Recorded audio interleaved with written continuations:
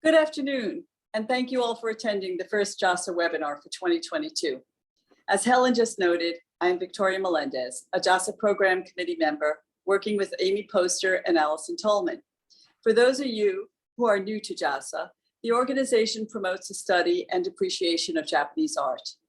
Founded in 1973 as the Ukiyo-e Society of America by collectors of Japanese prints, JASA's mission has expanded to include related fields of Japanese art and scholarship.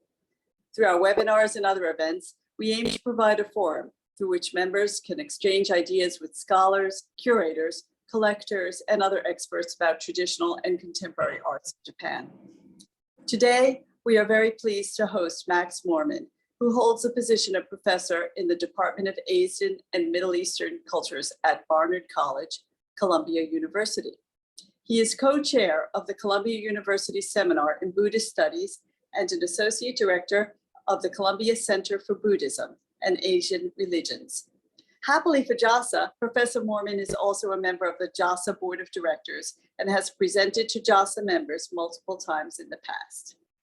Professor Moerman has published extensively, but today he will speak on his most recent publication entitled The Japanese Buddhist World Map, Religious Vision and the Cartographic Imagination, which was just published by the University of Hawaii Press and is available for purchase on the university website. Finally, I would like to mention an exhibition curated by Professor Moerman and currently on view until March 22nd at the Wallach Art Gallery of Columbia University in Manhattan. The exhibition, entitled What is the Use of Buddhist Art?, includes sculptures, paintings, and other objects from the university's collections and features works from Japan, as well as from ancient Gandhara, Nepal, Tibet, China, and Southeast Asia. Without further ado, please allow me to welcome Max Moerman. Thank you. Thank you, Victoria, and thank you to JASA and the program committee for inviting me to talk about this book, which just came out a few weeks ago. The book began with an image. Let me see if I can. It began with an image I first happened upon while thumbing through an old exhibition catalog of objects from the temple of Horyuji in Nara. It was an enormous 14th century painting in colors on paper, more than 1.5 meters in each direction, depicting an ovoid landform surrounded by a sea of cresting waves and panels of color inscribed with text.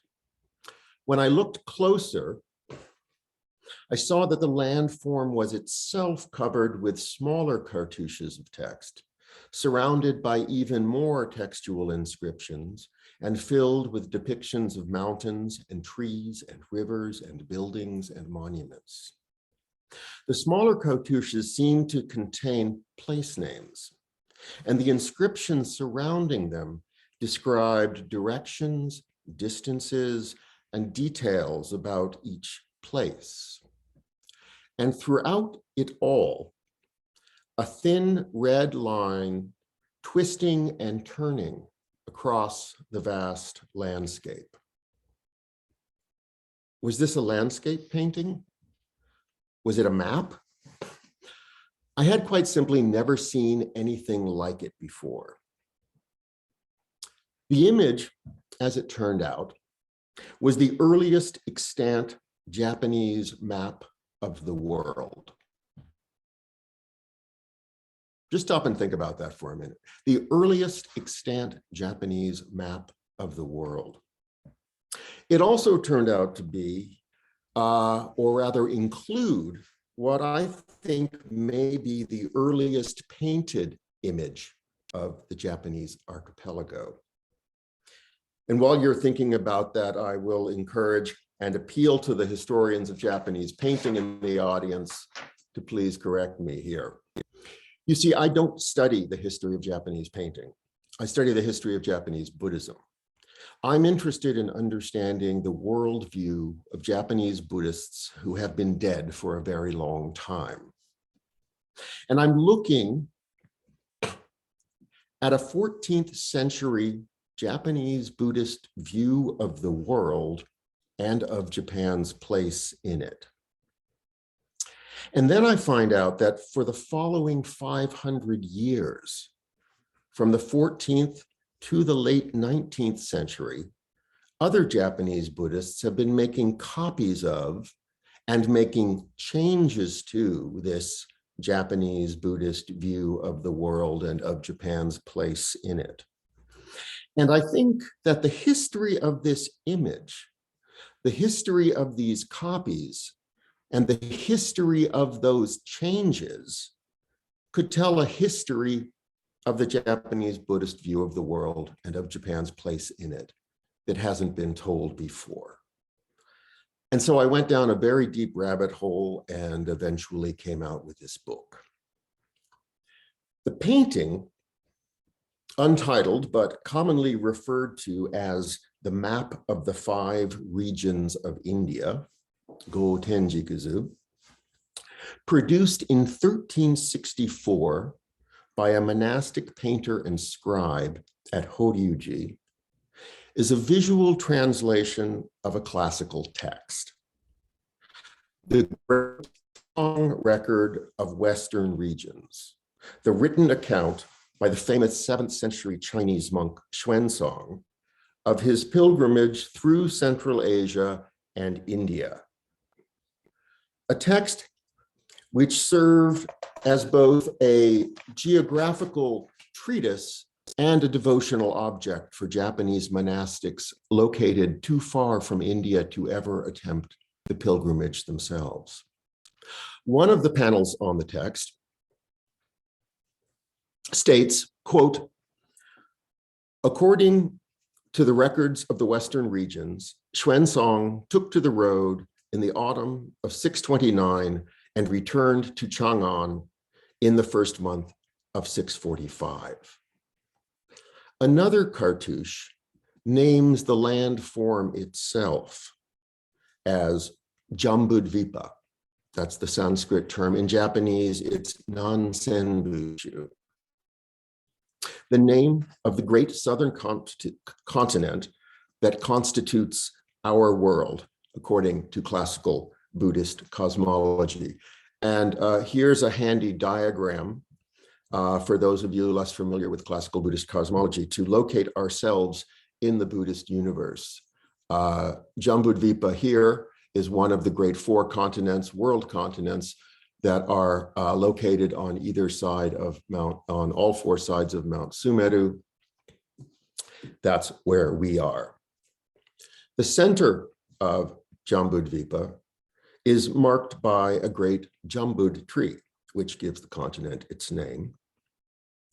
And beside it, the square lake Anavatapta, a lake of no heat, with 4 animal heads composed of different precious substances at each side. A silver ox to the east, a lapis lazuli horse to the west, a golden elephant to the south, and a crystal lion to the north. And out of the mouths of these animals flow 4 great rivers that encircle their source, radiate in 4 directions, and empty out into the surrounding seas. These landmarks are all spelled out in Xuanzang's record. The thin red line winding across the surface of the continent traces the route of Xuanzang's pilgrimage. China indicates simply the pilgrim's point of departure and origin.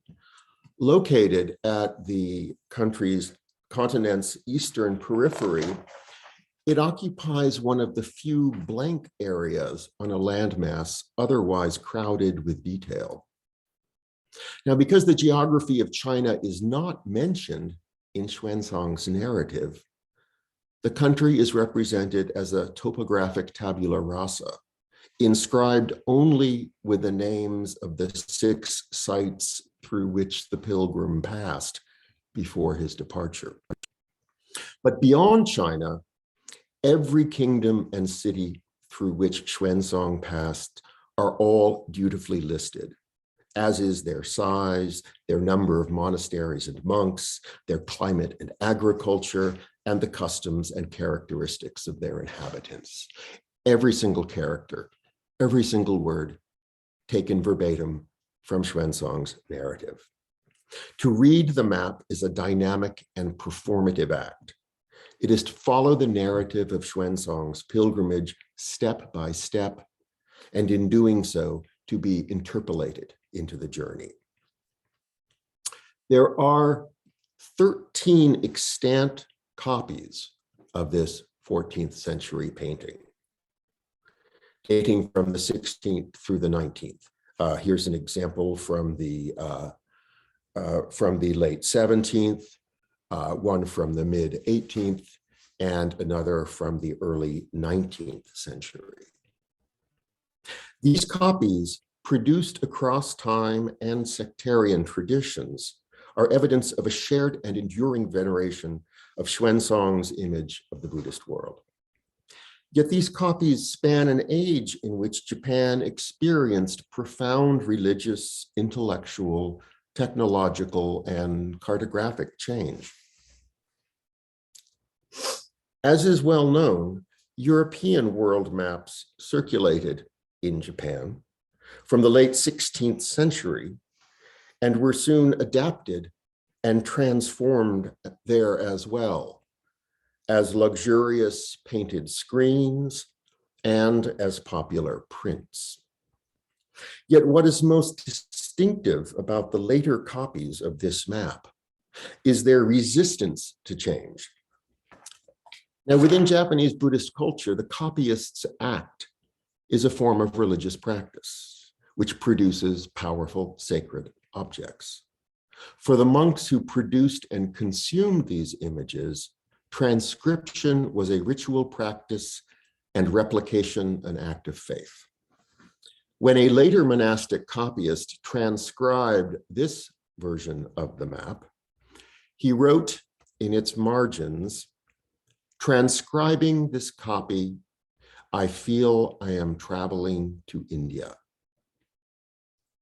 So for this monastic copyist and for the many other Buddhists who transcribed and venerated the map, it was both a devotional object and a means of reenacting, by quite literally retracing, Xuanzang's pilgrimage.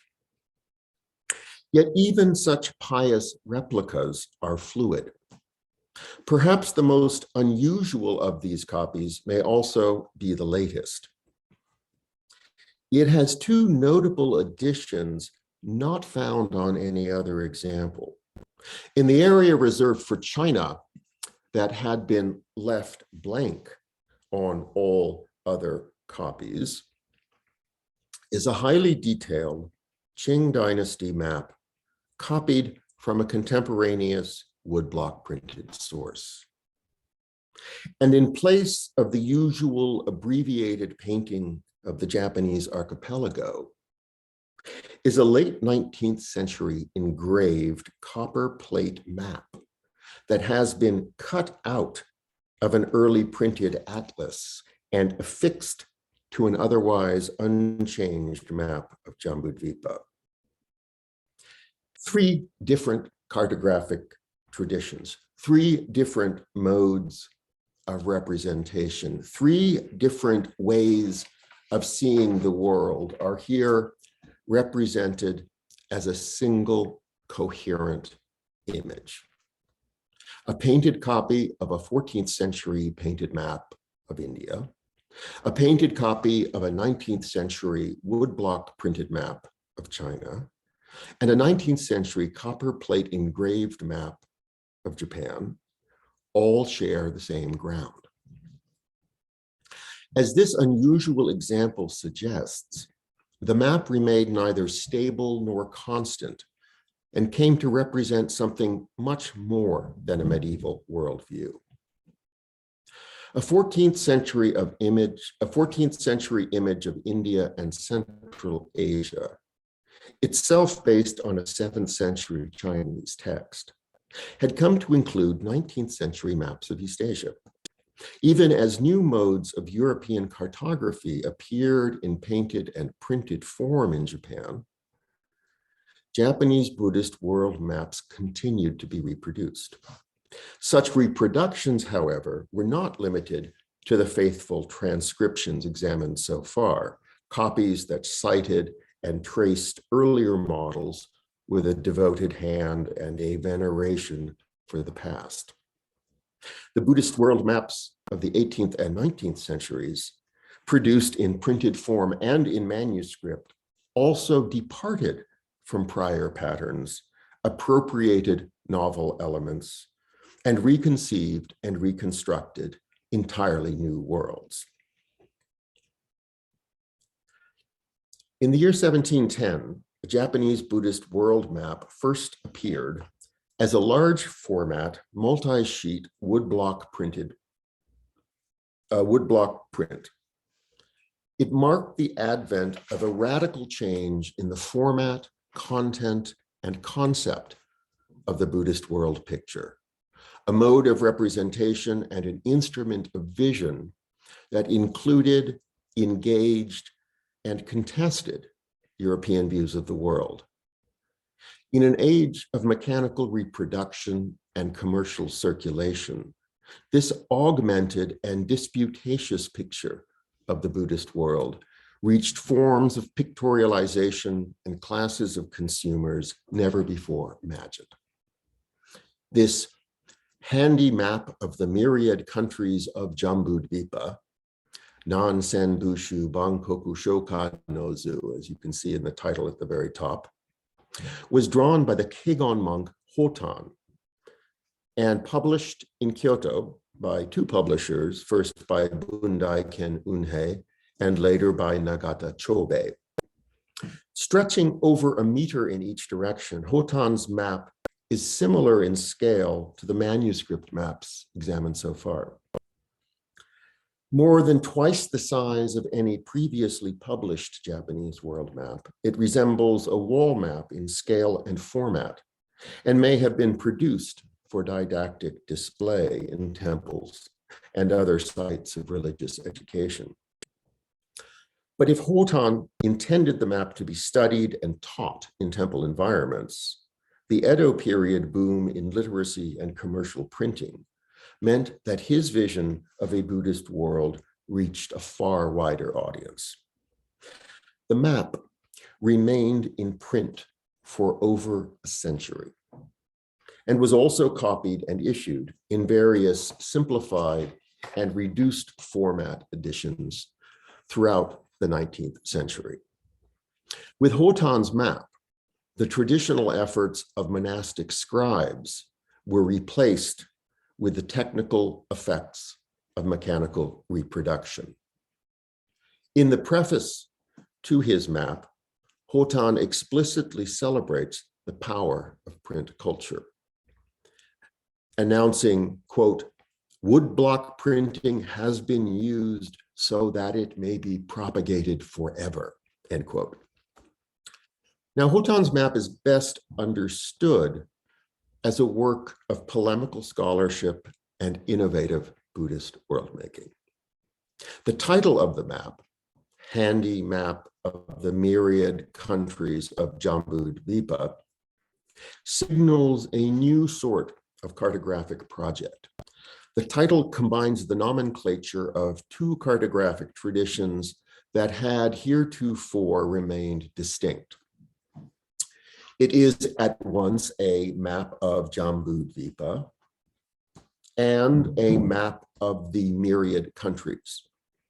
The former shares the title of early Japanese Buddhist world maps, but the latter had previously been limited, with scant exception, to the popular woodblock printed European-style world maps derived from those of Matteo Ricci and others. This portmanteau of a title reveals Hotan's project as both classical and radically innovative. The title, translated more literally as Map of the Myriad Countries of Jambudvipa Seen like a Fruit in the Hand, uses a religious vocabulary to denote not only a Buddhist vision of the world, but also the very quality of Buddhist vision itself. Discriminative knowledge attained through meditative insight. Wotan's preface, printed in the lower corners of the sheet, identifies a fruit in the hand, shoka, as an object of omniscient Buddhist vision. The preface states, quote, "The wisdom eye of the sage is far more powerful than the human eye and sees the boundless 10,000-fold world just like a fruit held in the hand." Wotan's preface continues as follows, quote, "There are innumerable realms, as countless as the leaves of mustard grass beneath the heavens. Our realm of Jambudvipa is like a single grain within a great storehouse of millet. The ordinary person can see no more of the world than someone inside a cave peering through a tiny hole. The vision of an ordinary person is as far from the vision of the wisdom eye as that of a blind person is from the sighted. He can say nothing of the worlds as numerous as atoms. He is like a frog in a well discussing the vast oceans," end quote. Wotan's polemic is thus as much about epistemology as it is about cartography. His case for the qualitative difference between the perspective of Buddhist insight and ordinary human sight relies on the classical Buddhist understanding of vision as a root metaphor for knowledge. Wotan's term wisdom eye refers to the power of vision to discern the true nature of all things. It is one of the 5 levels of vision, or 5 eyes, within the traditional Buddhist classification of discriminative knowledge. Wotan's title and preface thus promote a particularly Buddhist view of the world, as well as a particularly Buddhist view of knowledge. But his preface also criticizes the limitations of earlier Buddhist world maps, such as those we just saw. The preface continues, quote, "Many errors are to be found on the maps of the 5 regions of India. Such maps misrepresent the rivers and regions of distant lands. In the past, maps of the 5 regions of India have been venerated in famous temples throughout Japan. I have examined these maps, but I have found them to be inferior. The place names of China and India are in disarray, and the boundaries of the 5 regions of India are obscured. This is inexpressibly lamentable. Such maps are worthless." But even more than the visual display of quantitative information, the map offers a new way of seeing, total, unencumbered, and commanding. Wotan's preface continues, quote, "I have integrated all the moat-like countries of Jambudvipa and reduced the scale so that it may be held in one's hands.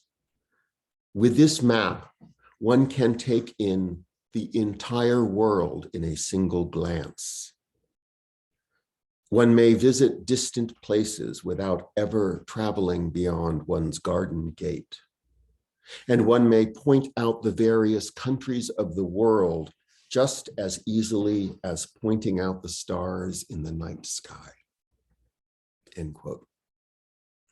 Wotan further claims that such cartography is necessary, not simply for an accurate and complete understanding of the scriptures, but also for the very survival of the Buddhist tradition in a changing world.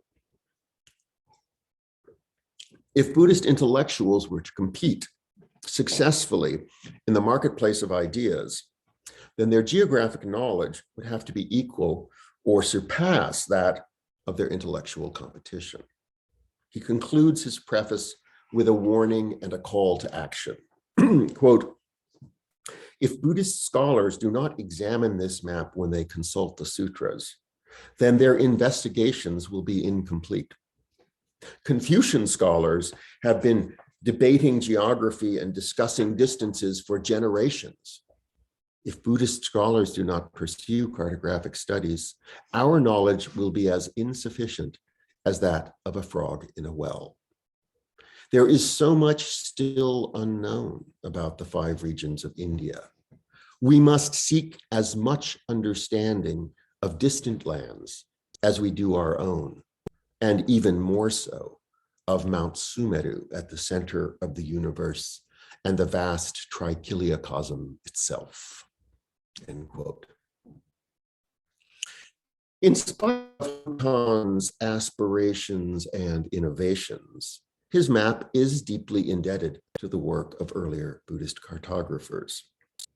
His world maintains the nuclear form of Lake Anavatapta and the 4 great rivers that flow from the mouths of mythic beasts that had characterized all previous Buddhist geographies. So too are India and Central Asia at the center of this world. Their place names follow the text of the record of the Western regions, with every kingdom listed sequentially and with the size of each given exactly as it appears in Xuanzang's 7th century text, a geography that was, by this point, already more than 1,000 years old. Yet there are notable additions as well. In the upper left corner of the map is a region designated Europa, right here. Europa, composed of an archipelago of islands such as Holland, Oranda, France, Surança, England, Ikeresu, Italy, Iceland, Norway, Sweden, Greenland, Friesland, Denmark, Muscovia, Poland, Hungary, Turkey, Albania, and Greece. Hotan's cartography has reduced Europe to a cluster of small islands in the northwest margins of the map. South America is likewise designated the status of a minor archipelago in the southeast, and North America remains wholly unknown and unnamed, pushed beyond the map's northeastern boundaries. These are significant choices for Hotan to have made. By the 17th century, Europe and its imperial outposts played an increasingly visible role in Japanese diplomacy and trade, and in Japanese intellectual and popular culture as well. By the year 1700, a range of reproductions made available the European world maps of Ortelius, Plancius, van der Kier, Ricci, Verbiest, Blau, and others. But in spite of this body of data, Hotan gives no prominence to either the New World or the Old World of European cartography. In an age in which one might presume a turn toward Western models, Hotan's Buddhist cartography offers instead a provincializing of Europe and the Americas. And even as it remained in print in its original large format edition, Hotan's map was also reproduced in numerous reduced format versions throughout the 18th and 19th centuries. One such version, titled Map of All the Countries in Jambudvipa, was published in 1744 by Honya Hikoemon. The map is a mere 1/4 the size of Hotan's original, and the precision and detail of the larger prototype is accordingly attenuated. Yet in the very same year, 1744, the very same publisher, Honya Hikoemon, issued another world map, simply entitled Map of Myriad Lands, the Bankoku-zu. Although it initially may seem little more than yet another popular edition of the earlier Maps of Myriad Lands, it is no mere derivative. The map preserves the American, African, and Antarctic continents of the Map of Myriad Lands, but the Eurasian continent is that envisioned by Hotan, with Lake Anavatapta at the center and the 4 great rivers spiraling around it. Decades after Hotan sought to combine the Buddhist map of Jambudvipa with the European map of myriad countries, popular purveyors of Edo print culture were producing the same formula for the commercial market. For publishers and consumers alike, the Japanese Buddhist and the European Christian views of the world were not necessarily mutually exclusive. Cartographic pluralism was not an anomaly. It was the norm. Another simplified version of Hotan's map, entitled Map of All the Countries in Jambudvipa, includes images of 5 sailing ships in the lower left panel. And an additional ship is drawn within the map itself, amid the islands of Europe. The map further signals its maritime interests by using dotted lines to mark the sailing routes with distances noted around the Japanese islands, the Ryukyus, and the Korean peninsula. Contemporaneous concerns with trade routes and nautical navigation are here in full display on the popular editions of the Buddhist World Map. Yet a third simplified edition of Hotan's map, entitled simply Handy Map of the Myriad Lands, includes a Chinese-style junk in the Southwest Seas. The variations found in these later editions notwithstanding, all of them prioritized a classical Buddhist worldview. This is articulated in the very first lines of the passage that replace Hotan's preface in the lower corners of the maps.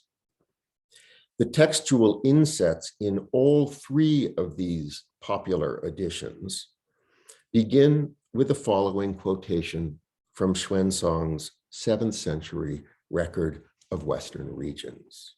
Quote, Jambudvipa is located south of Mount Sumeru and is composed of 16 great countries, 500 middle-sized countries, 10,000 small countries, and countless remote countries scattered like millet grains. As these multiple editions reveal, the Buddhist view of the world remained not merely viable within the marketplace of Edo print culture, but prominent and popular as well.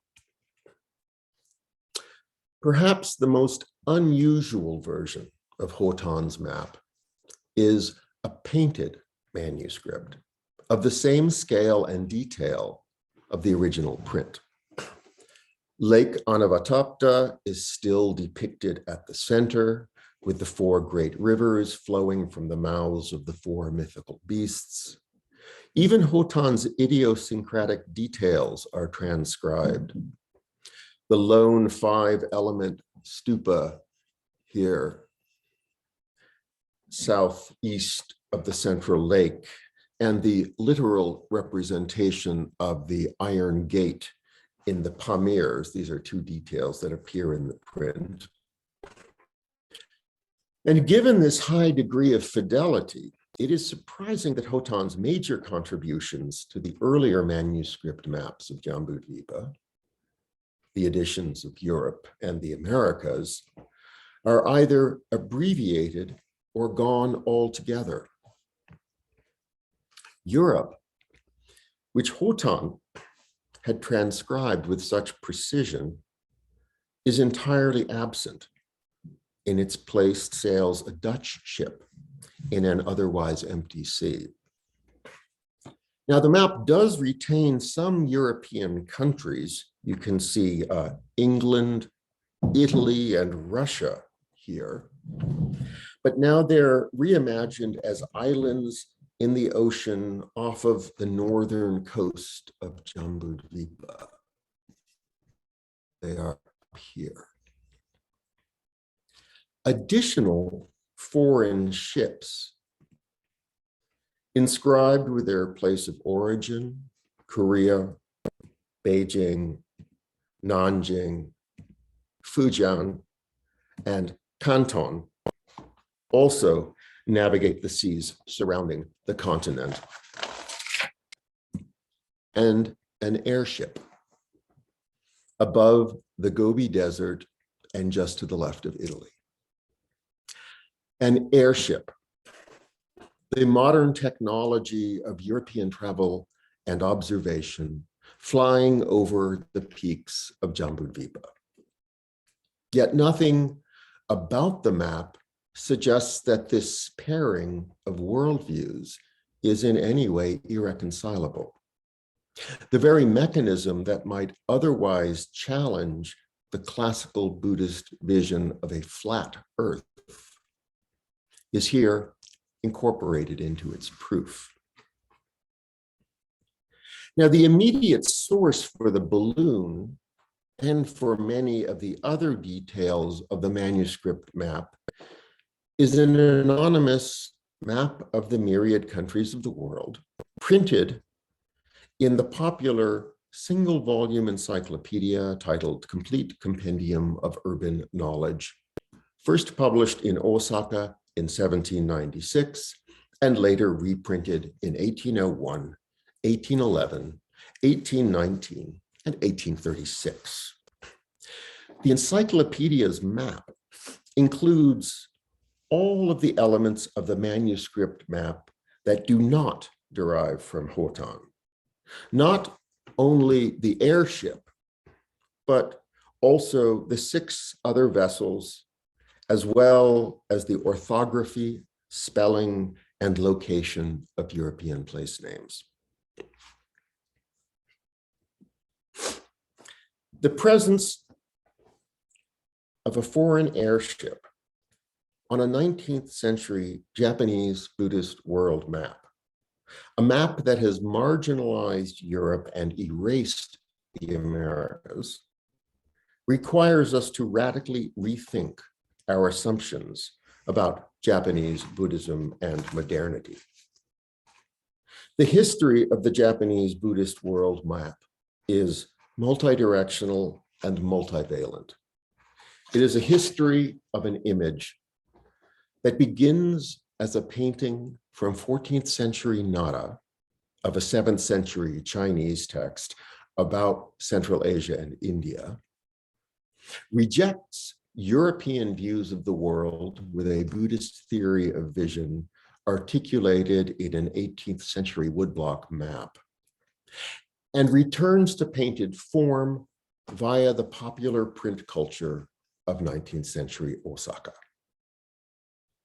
The Buddhist world map, through centuries of interaction and entanglement, of resistance and appropriation, may allow for a reorientation and indeed a necessary rethinking of the Japanese Buddhist world.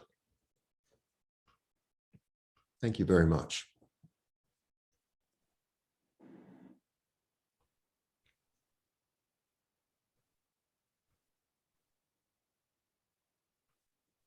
Thank you so much, Professor Moerman. This was just a Fascinating. Fascinating talk. We have a couple of questions so far. And gee, well, they're coming pouring in. So one of the first questions had been, there have been monks from India visiting Japan and China, and also monks and traders from China visiting India since before the 6th century. Mhm. Has there been anyone from anyone from Japan traveling to India and bringing back information and or material? Yeah, that's a very interesting question. Yes, we know that, of course, that there were monks from China and monks from India and even monks from Southeast Asia who made their way to Japan. Many Japanese monks, as we know, traveled to China and to Korea, but no Japanese monk before the modern period, that is before the 19th century, I would say, ever made it all the way to India. There's a legend of one, actually, someone who was actually an imperial prince and a student of Kukai, who in the Heian period tried to go and made it as far as what was probably the Malay Peninsula, where he was eaten by a lion, or at least that's the story. So no Japanese monks ever made it all the way to India. There's a very famous story that many people may be familiar with that actually sort of appears as the introduction to the book of a famous Kamakura period monk named Myoe Koben, who dreamed of going to India, who studied and venerated Xuanzang's pilgrimage narrative, and who wrote about his burning desire to travel to the India of the Buddha, and even went so far as to draw up the calculations of exactly how many days it would take him to walk and take a ship from the capital of Chang'an to Buddhist India. But he did not go. He was visited in a dream by the deity of his Kasuga shrine. He was a devotee of Kasuga, who told him that there was no need to travel to India because all of the sacred sites of Buddhist India were to be found right here in Japan, and took him on a dream vision that allowed him to travel to see the sacred sites of Buddhist India. So Myoe and other Japanese Buddhist monks went on pilgrimage to India in their imagination. And I actually think a very similar thing is happening with these maps of Xuanzang's pilgrimage within pre-modern monastic contexts. I think that that marginal note by the monk who says that in making the copy of the map, he feels as if he is traveling to India, speaks to that, that effect, a kind of meditative pilgrimage, a visionary journey. Fascinating.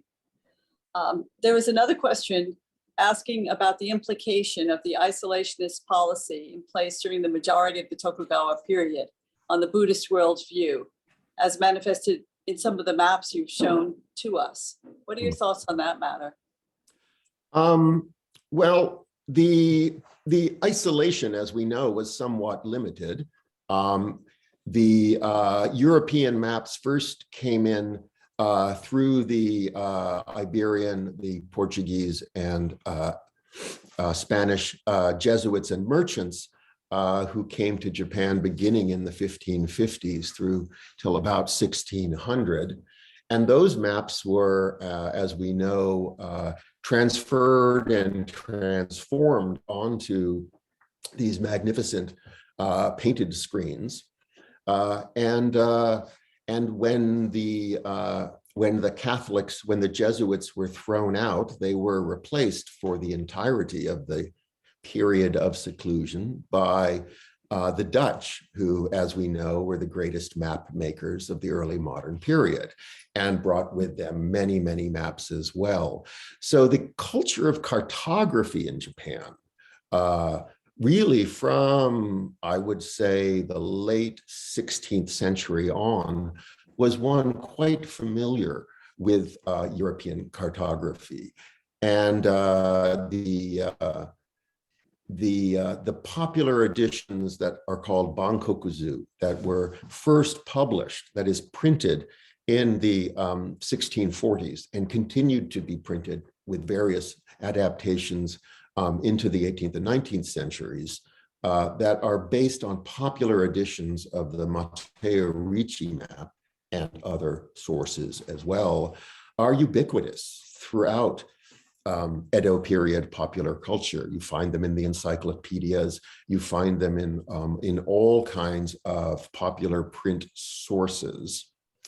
And I think people like Hotan, who is making this decidedly non-European world map, is making it knowing full well what the European maps are saying and doing.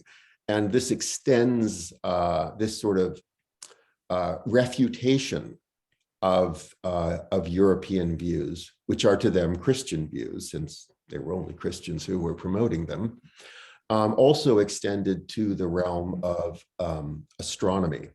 And there's a whole chapter of the book that I wasn't able to talk about, which discusses the Japanese Buddhist engagement and refutation of European astronomy. So it wasn't out of ignorance. It was out of conscious decisions and argument and debate that European maps were refuted by certain groups of Buddhists, not by all in Japan. Thank you. Another question came in about that asks, what is your guess of the implications of the Buddhist map surviving into late Edo? The world maps were very popular on screens, paintings, and other decorative objects commissioned by shoguns to decorate their castles from through the Edo period. Could you comment on that, please? Yeah, there's actually there's a very nice version of the Hotan map as a painting on a pair of screens that are in a daimyo collection. The European world maps on painted screens are a very important part of Japanese visual culture and a very important part of the history of Japanese painting, but they weren't ever used cartographically. Joseph Lowe wrote an excellent dissertation on these maps, and I think they are best understood as a form of Japanese decorative art, a form of painting, a form of domestic furniture. Nobody ever used them to travel. And of course, nobody ever used these maps to travel either. That's the fascinating thing about them. These are maps of a worldview that are not used to literally travel through the world. Interesting. Another question asks if you could please link the Buddhist world map with the evolution of Japanese gardens. Interesting. The evolution of Japanese gardens. Well, actually, one could say that the Buddhist world map, in a certain sense, appears at the origin of the Japanese garden. Not necessarily the map of the world continent of Jambudvipa on which we live, but the larger model of the Mount Sumeru universe around which the four world continents, one of which is our world, is located. A cosmology that is depicted on the lotus petals of the Daibutsu at Todaiji, right? A cosmology that was represented, in the 8th century, also appears to be the center and the subject of the earliest Japanese gardens described in the Nihon Shoki. That is, gardens at palaces are built around a central Mount Sumeru stone, which may also have been a kind of water fountain. There's, from the Asuka period, there's an example of one of these extant at the Nara National Museum. Japanese gardens, as we all know, are miniature worlds. They have their own cosmology. Largely, they're following Chinese, perhaps largely Taoist cosmologies, but an element in many is the Mount Sumeru stone, which is the center of the universe within Buddhist cosmology. So in a sense, the world of Japanese gardens is quite closely related to these idealized worlds of Buddhist as well as Taoist origin. Excellent. There's a question that came up on Hotan, and if you have further background or history about this artist, and did he maintain? Did his temple maintain the blocks for making the prints? And maybe if you could comment a little bit more about Hotan's maps. Yeah, Hotan is a very interesting character. I only had encountered him as the guy who made this crazy map. And then I gave a talk about this so many years ago.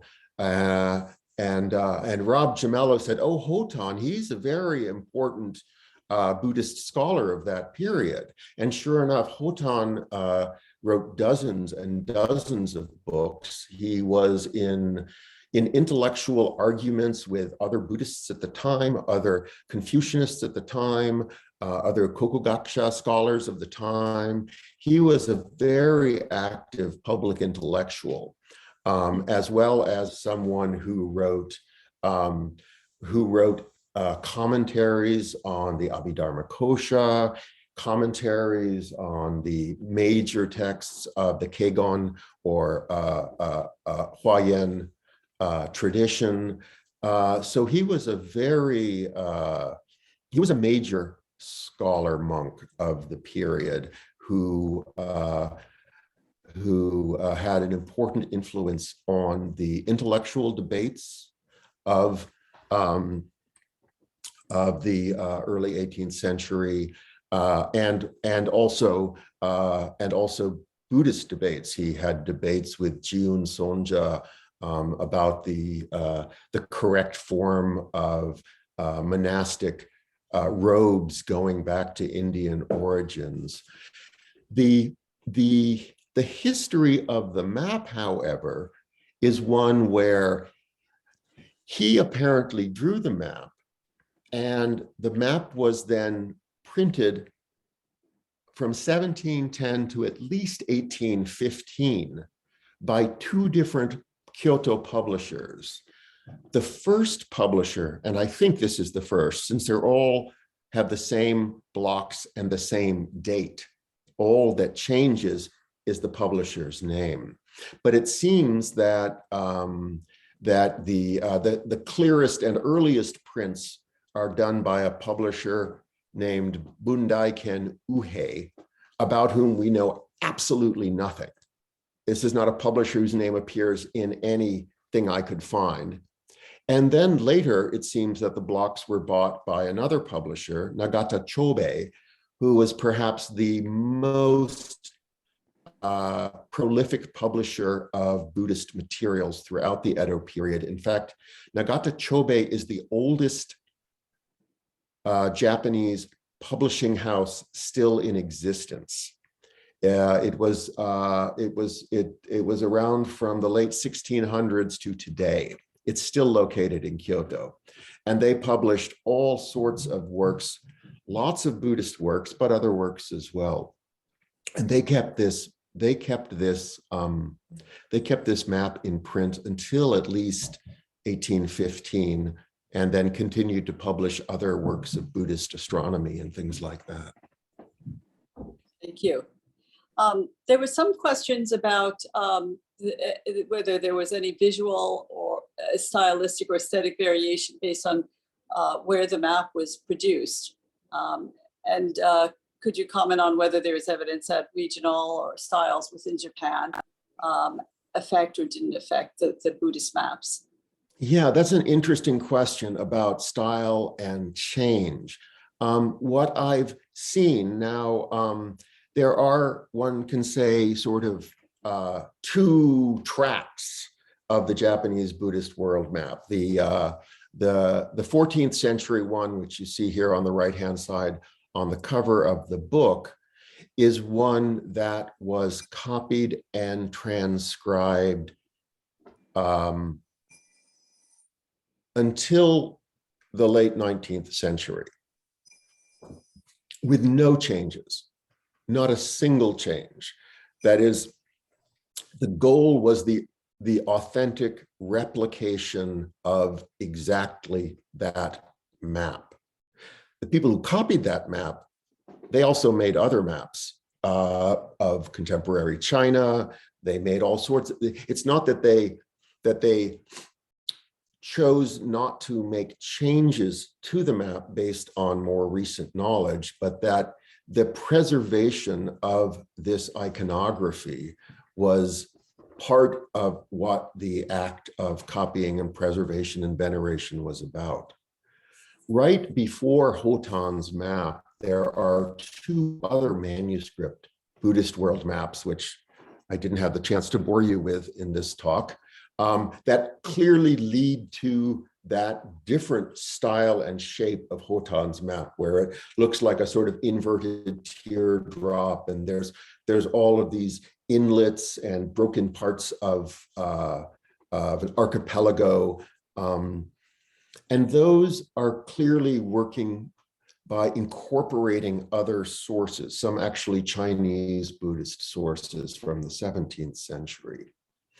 But the interesting thing about this map is that change, at least for this tradition of the ovoid map, that is, change is actually inimical to the tradition. It's all about preservation and maintaining an original form, except for that one strange example from Ryukoku, where they chose to fill in this blank area with a contemporaneous map of China, and then replace the painting of Japan with a copper plate engraving. That's the only example where this traditional form shows any change or variation. Fascinating.